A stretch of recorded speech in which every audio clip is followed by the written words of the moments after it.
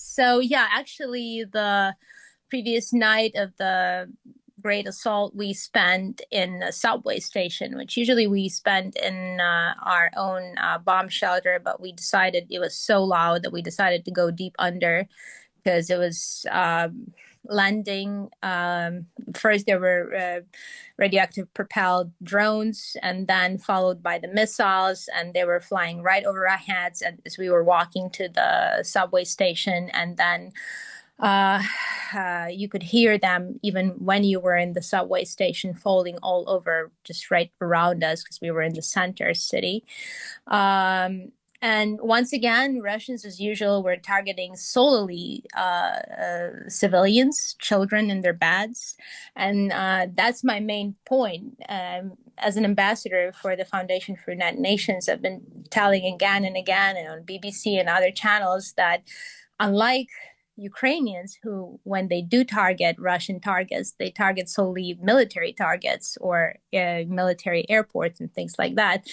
Russians target solely civilians and children. And that's what makes them truly terrorists. Because, if you fight a war, you fight a war between soldiers. You don't fight a war by killing children. Those claims will be disputed by Russia, of course, who would say they are targeting military installations and the like. What do you make of the deadline that's now got another week on it for Russia to change its stance?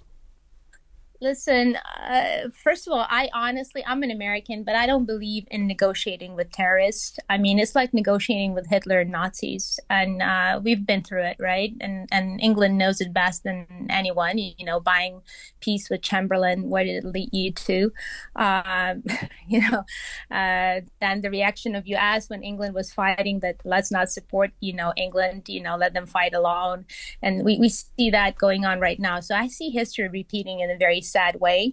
I hope that the world will wake up and act and not just talk about it. So far, I see President Trump saying lots of things, but lacking on acting upon them. What would you have the world do? Trump is trying to bounce Vladimir Putin into doing something, into changing his stance. What would you rather see Trump and other world leaders do?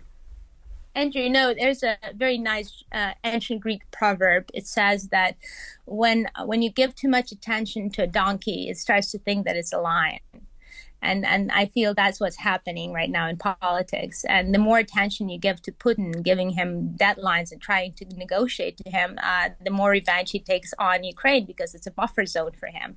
He's not going to kill Americans for every memorandum or statement that Trump makes. He's going to kill more Ukrainian civilians and children. I mean, we had 159 injured this night alone, 31 dead.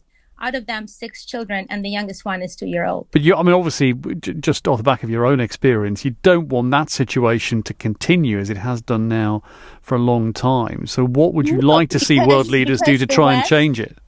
Right, because so far, for like 11 years on, because this war is really going for 11 years, Andrew, nobody has been actively involved in this war. I mean, they were selling weapons to Ukraine, or giving loans to Ukraine. Once again, not just giving it for free, right? Let's not make mistakes here.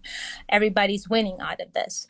But they were not being participants in the war as they were in Serbia. Once again, similar conflict with genocides, with mass killings, with dictator going, off rollers, and killing people around. But, Britain and America were involved with their troops and on the ground, and actually actively involved in resolving the situation. And that's what you want to see. The Third World War is already going. It's not going to disappear anywhere. We have Russia aligned with North Korea.